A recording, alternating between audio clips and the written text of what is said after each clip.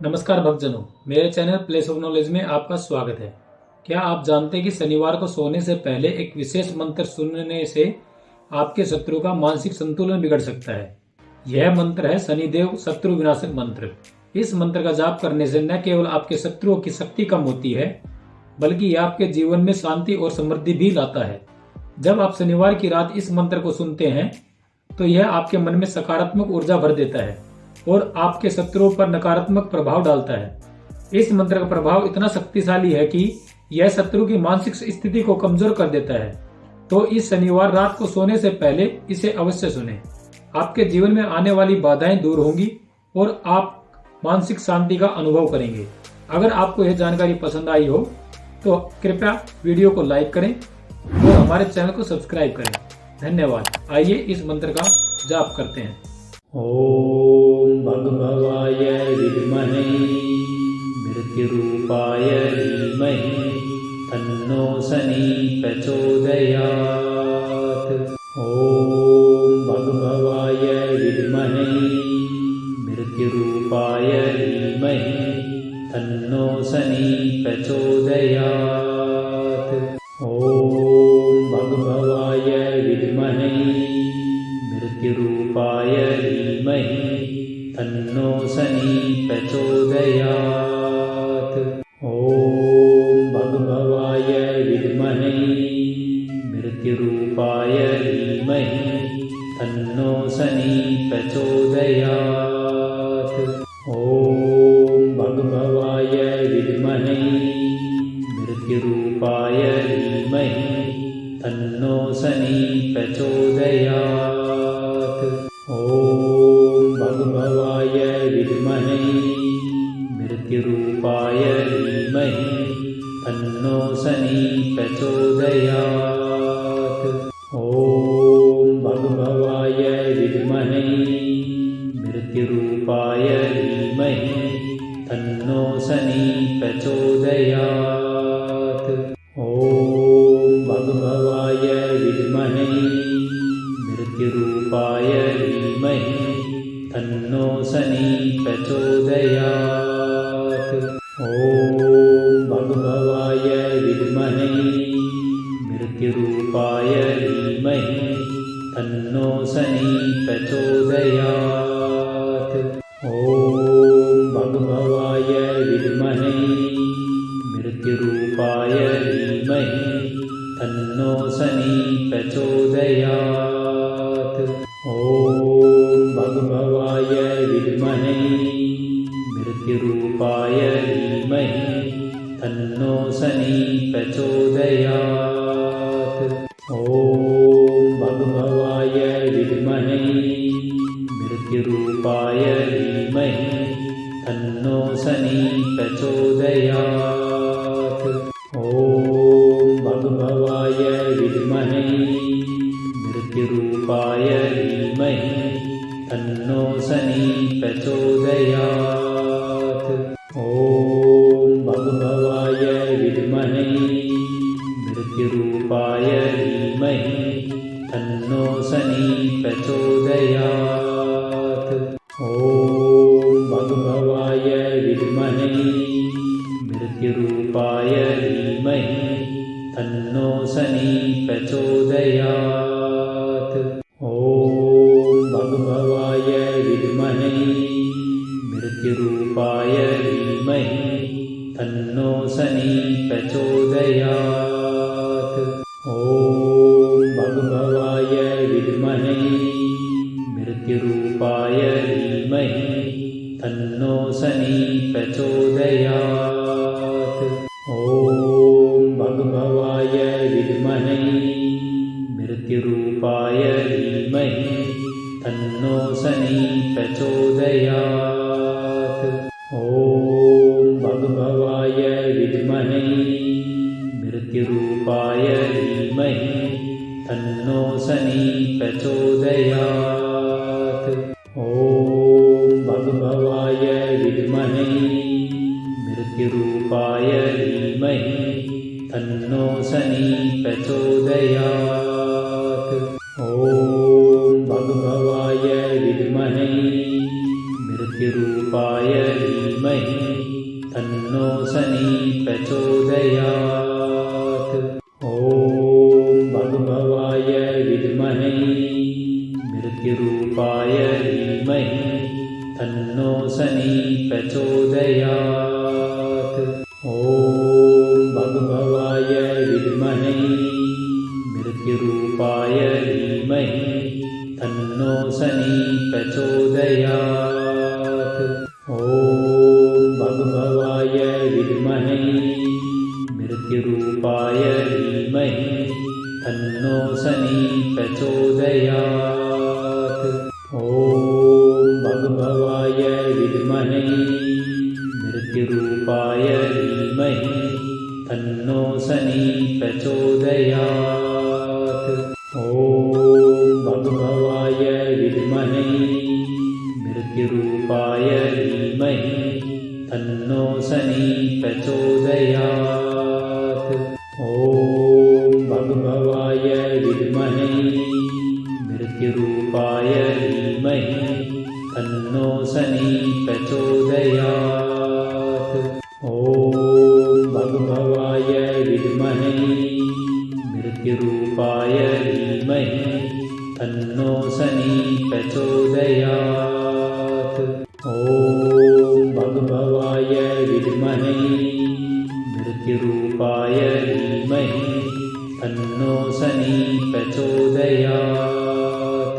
ॐ भगभवाय विद्महे मृत्युरूपाय धीमहि तन्नो शनि प्रचोदयात्। ॐ भगभवाय विद्महे मृत्युरूपाय धीमहि तन्नो शनि प्रचोदयात्। ॐ भगभवाय विद्महे मृत्युरूपाय धीमहि तन्नो शनि प्रचोदयात्। ॐ भगभवाय विद्महे मृत्युरूपाय धीमहि तन्नो शनि प्रचोदयात्। ॐ भगभवाय विद्महे मृत्युरूपाय धीमहि तन्नो शनि प्रचोदयात्। ॐ भगभवाय विद्महे मृत्युरूपाय धीमहि तन्नो शनि प्रचोदयात्। ॐ भगभवाय विद्महे मृत्युरूपाय धीमहि तन्नो शनि प्रचोदयात्। ॐ भगभवाय विद्महे मृत्युरूपाय धीमहि तन्नो शनि प्रचोदयात्। ॐ भगभवाय विद्महे मृत्युरूपाय धीमहि तन्नो शनि प्रचोदयात्। ॐ भगभवाय विद्महे मृत्युरूपाय धीमहि तन्नो शनि प्रचोदयात्। ॐ भगभवाय विद्महे मृत्युरूपाय धीमहि तन्नो शनि प्रचोदयात्। ॐ भगभवाय विद्महे मृत्युरूपाय धीमहि तन्नो शनि प्रचोदयात्। ॐ भगभवाय विद्महे मृत्युरूपाय धीमहि तन्नो शनि प्रचोदयात्।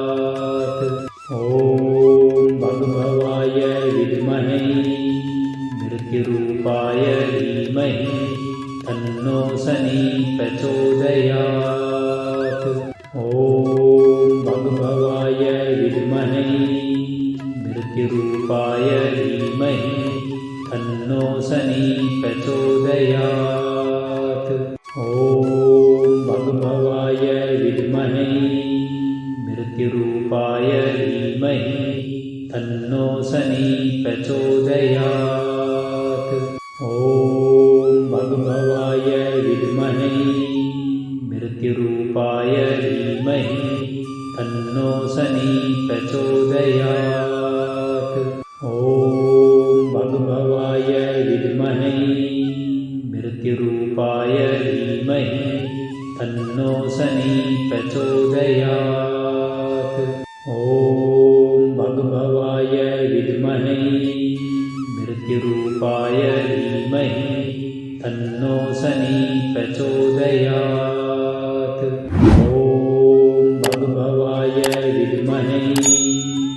मृत्युरूपाय धीमहि तन्नो शनि प्रचोदयात्। ॐ भगभवाय विद्महे मृत्युरूपाय धीमहि तन्नो शनि प्रचोदयात्। ॐ भगभवाय विद्महे मृत्युरूपाय धीमहि तन्नो शनि प्रचोदयात्। ॐ भगभवाय विद्महे मृत्युरूपाय धीमहि तन्नो शनि प्रचोदयात्। ॐ भगभवाय विद्महे मृत्युरूपाय धीमहि तन्नो शनि प्रचोदयात्। ॐ भगभवाय विद्महे मृत्युरूपाय धीमहि तन्नो शनि प्रचोदयात्। ॐ भगभवाय विद्महे मृत्युरूपाय धीमहि तन्नो शनि प्रचोदयात्। ॐ भगभवाय विद्महे मृत्युरूपाय धीमहि तन्नो शनि प्रचोदयात्। ॐ भगभवाय विद्महे मृत्युरूपाय धीमहि तन्नो शनि प्रचोदयात्। ॐ भगभवाय विद्महे मृत्युरूपाय धीमहि तन्नो शनि प्रचोदयात्। ॐ भगभवाय विद्महे मृत्युरूपाय धीमहि तन्नो शनि प्रचोदयात्। ॐ भगभवाय विद्महे मृत्युरूपाय धीमहि तन्नो शनि प्रचोदयात्। ॐ भगभवाय विद्महे मृत्युरूपाय धीमहि तन्नो शनि प्रचोदयात्। ॐ भगभवाय विद्महे मृत्युरूपाय धीमहि तन्नो शनि प्रचोदयात्। ॐ भगभवाय विद्महे मृत्युरूपाय धीमहि तन्नो शनि प्रचोदयात्। ॐ भगभवाय विद्महे मृत्युरूपाय धीमहि तन्नो शनि प्रचोदयात्। ॐ भगभवाय विद्महे मृत्युरूपाय धीमहि तन्नो शनि प्रचोदयात्। ॐ भगभवाय विद्महे मृत्युरूपाय धीमहि तन्नो शनि प्रचोदयात्। ॐ भगभवाय विद्महे मृत्युरूपाय धीमहि तन्नो शनि प्रचोदयात्। ॐ भगभवाय विद्महे मृत्युरूपाय धीमहि तन्नो शनि प्रचोदयात्। ॐ भगभवाय विद्महे मृत्युरूपाय धीमहि तन्नो शनि प्रचोदयात्। ॐ भगभवाय विद्महे मृत्युरूपाय धीमहि तन्नो शनि प्रचोदयात्। ॐ भगभवाय विद्महे मृत्युरूपाय धीमहि तन्नो शनि प्रचोदयात्। ॐ भगभवाय विद्महे मृत्युरूपाय धीमहि तन्नो शनि प्रचोदयात्। ॐ भगभवाय विद्महे मृत्युरूपाय धीमहि तन्नो शनि प्रचोदयात्। ॐ भगभवाय विद्महे मृत्युरूपाय धीमहि तन्नो तन्नो शनि प्रचोदयात्। ॐ भगभवाय विद्महे मृत्युरूपाय धीमहि तन्नो शनि प्रचोदयात्। ॐ भगभवाय विद्महे मृत्युरूपाय धीमहि तन्नो शनि प्रचोदयात्। ॐ भगभवाय विद्महे मृत्युरूपाय धीमहि तन्नो शनि प्रचोदयात्। ॐ भगभवाय विद्महे मृत्युरूपाय धीमहि तन्नो शनि प्रचोदयात्। ॐ भगभवाय विद्महे मृत्युरूपाय धीमहि तन्नो शनि प्रचोदयात्। ॐ भगभवाय विद्महे मृत्युरूपाय धीमहि तन्नो शनि प्रचोदयात्।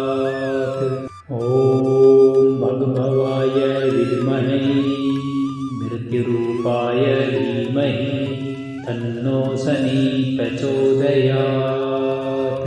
ॐ भगभवाय विद्महे मृत्युरूपाय धीमहि तन्नो शनि प्रचोदयात्।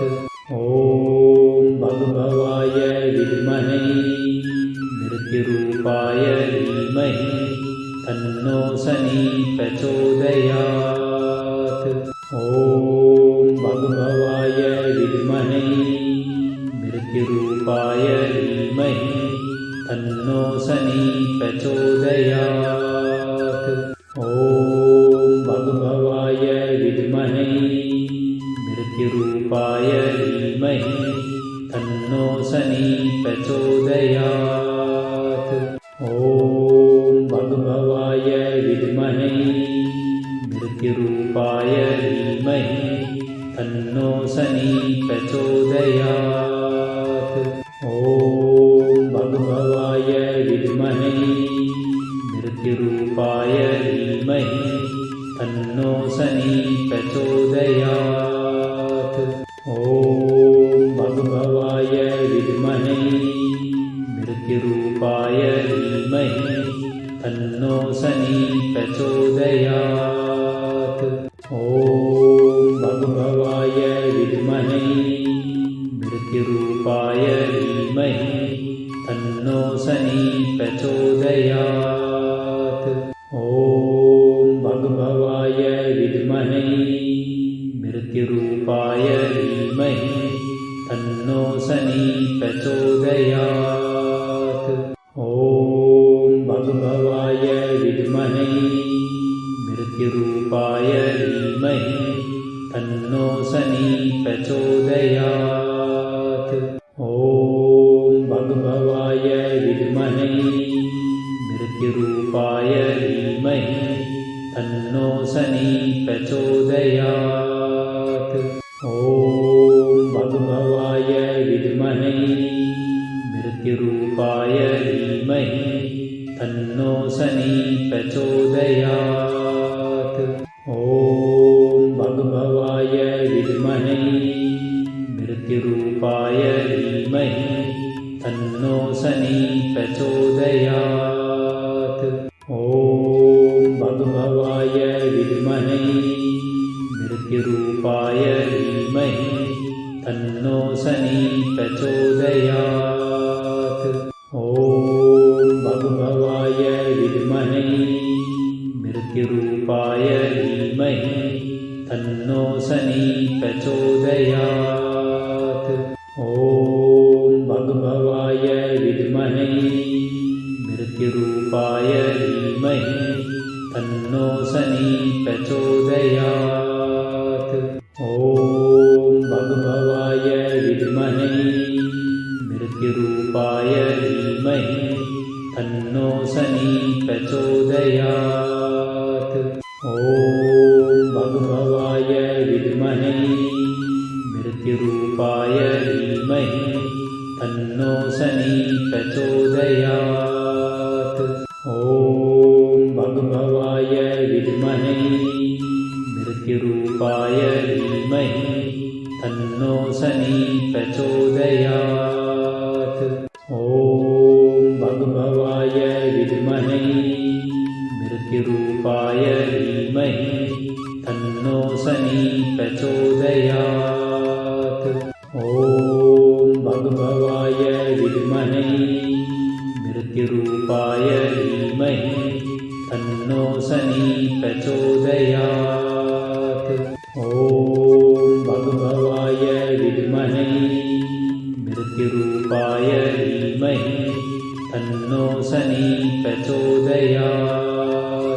ॐ भगभवाय विद्महे मृत्युरूपाय धीमहि तन्नो शनि प्रचोदयात्। ॐ भगभवाय विद्महे मृत्युरूपाय धीमहि तन्नो शनि प्रचोदयात्। ॐ भगभवाय विद्महे मृत्युरूपाय धीमहि तन्नो शनि प्रचोदयात्।